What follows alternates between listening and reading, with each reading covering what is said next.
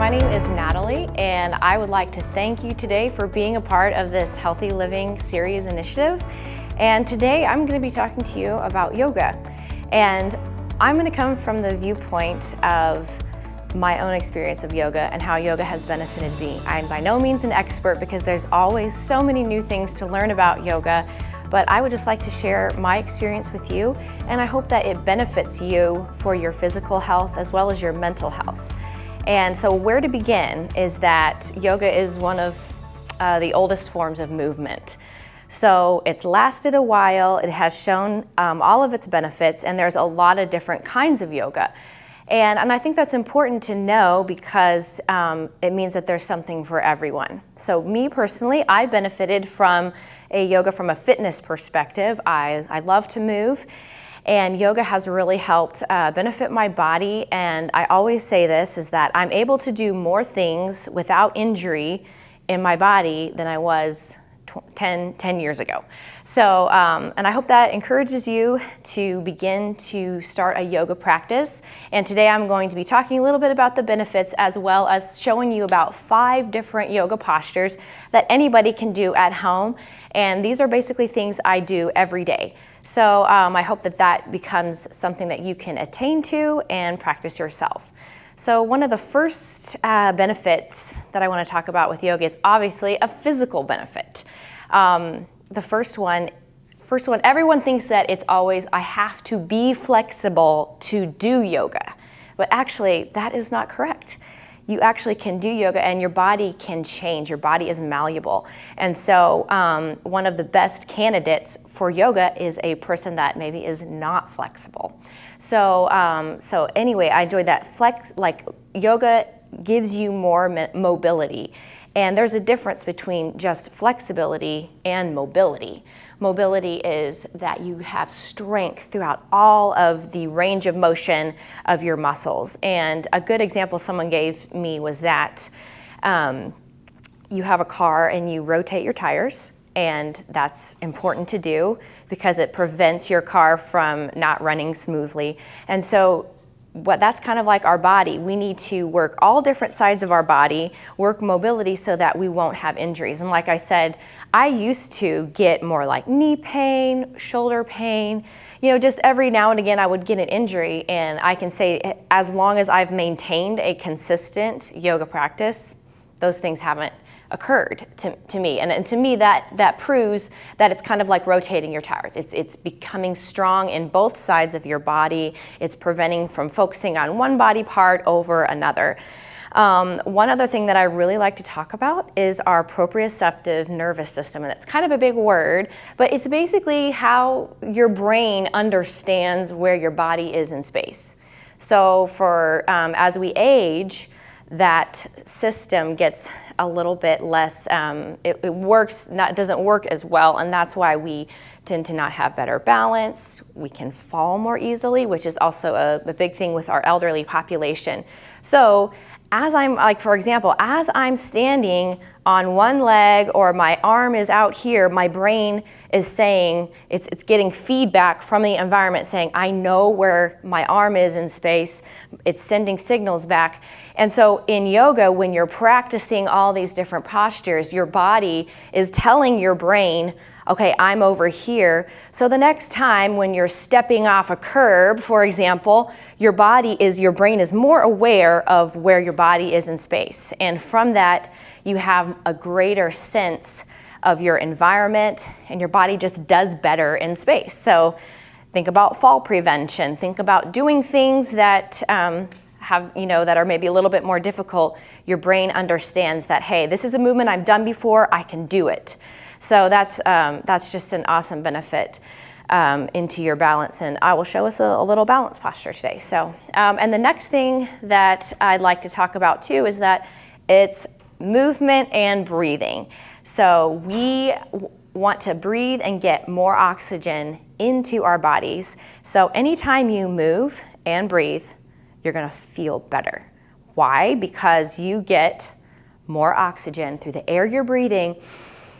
it's gonna feel a lot better. So maybe you just took a deep breath when I said that. So, so that is, anytime you do that, anytime you focus on your breath, you're going to feel better by the end of the practice or what you did, because more oxygen, your organs do better, you feel better. And then I guess the last thing I kind of want to talk about, when we begin to move and breathe and release tension, we feel better, we feel lighter, and that also has just an awesome mental effect. Maybe before you are feeling tense, maybe you're feeling burdened, but actually physically releasing tension in your body gives you a feeling of lightness and relief. So that's just a few of the benefits. I mean, obviously it's inexhaustible, all of the benefits that you can do. So the first posture I wanted to show you was, we're kind of just gonna go from the head down. So the first little posture I wanted to show you, and I like to use what I call like a stretching strap. I just grabbed this from the fitness center, but you can even use like a sweater, anything that, you know, is like a string. And this is for our shoulders. So what you'll do is you'll soften your knees. So whenever you're like thinking and you're standing, do you see how I lock my knees and I kind of push my pelvis forward? That's gonna give me some tightness in my back. So what I'm gonna do is I'm gonna soften my knees. Did you hear that little pop? So I'm gonna soften my knees, and it's gonna give me a lot more fluidity in my posture, a much safer way to stand. And okay, so if you're like thinking that you're kind of tight, you're gonna make your arms kind of wide. And then you're just gonna take a nice deep breath. And you're just gonna let your chest expand here. So I'm not just letting my chest hang, but I'm actively kind of pushing my hands away. And I'm feeling a nice, good stretch here. And I'm gonna take a few nice deep breaths. And then if I would like to just continue it, like I said, you can make it really wide. You can go all the way down. Good. So working that shoulder mobility. And then we're gonna reach up all the way. Big breath here. So you can do that a few times. And then once you kind of start to feel more released from tension, you can go with a little bit more narrow, opening up, little breath here up at the top. Feel the stretch coming all the way around.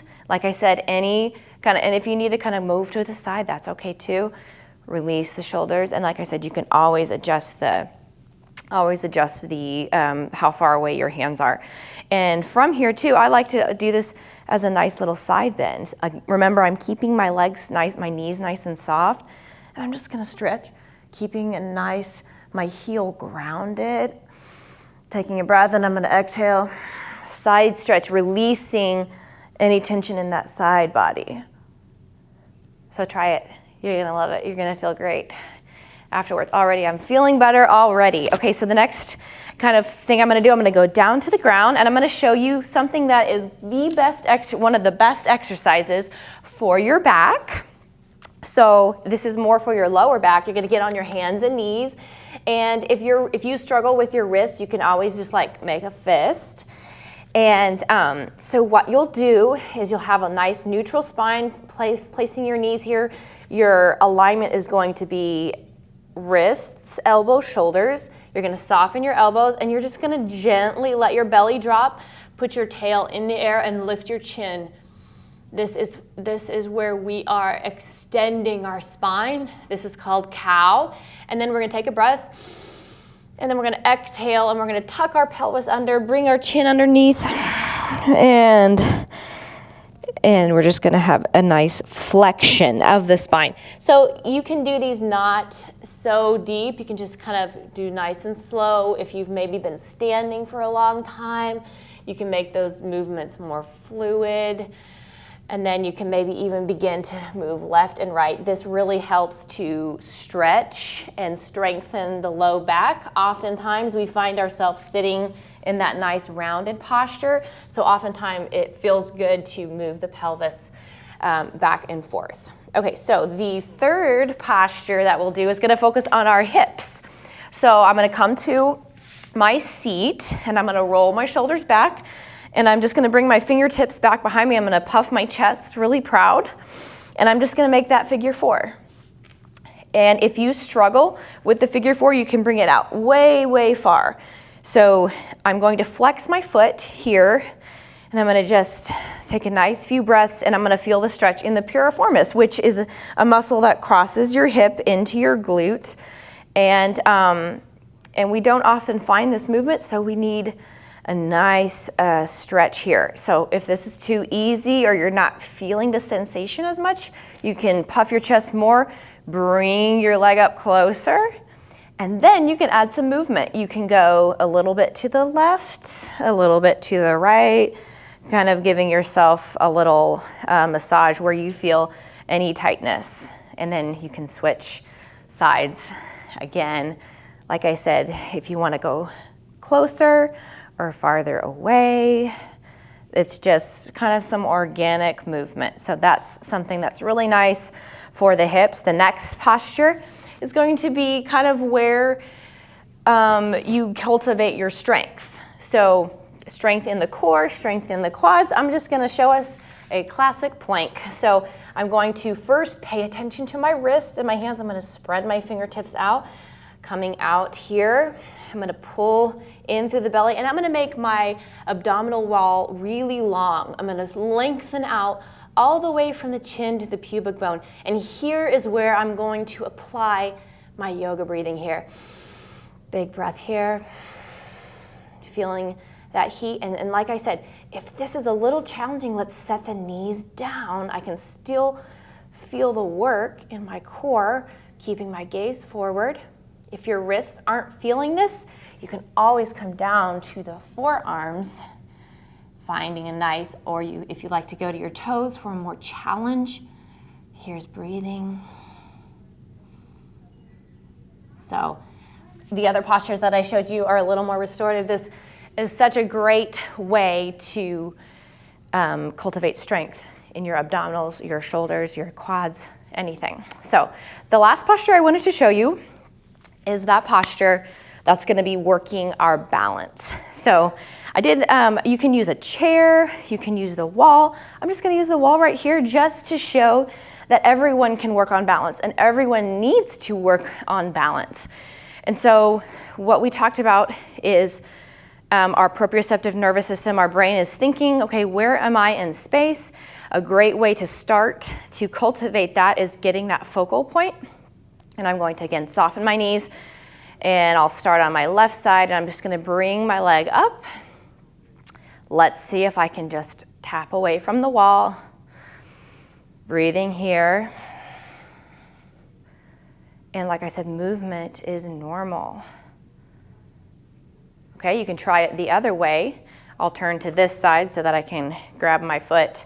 So here, I'm going to soften my knees, get my focal point, roll my shoulder back, and if you can catch your foot, let's try to come off the wall. Like I said, having that wall is no problem again. And as you begin to cultivate your strength, you can begin to lean forward for your dancer pose. Well, we won't go into the full pose today, but I just want to show you the building blocks of balance work. So those are 5 yoga postures that I feel can really benefit just the average person. And yeah, I'd just like to thank you for your time, and I hope you learned something, gained something, and I hope you have a great day and focus on your health and in this Healthy Living series.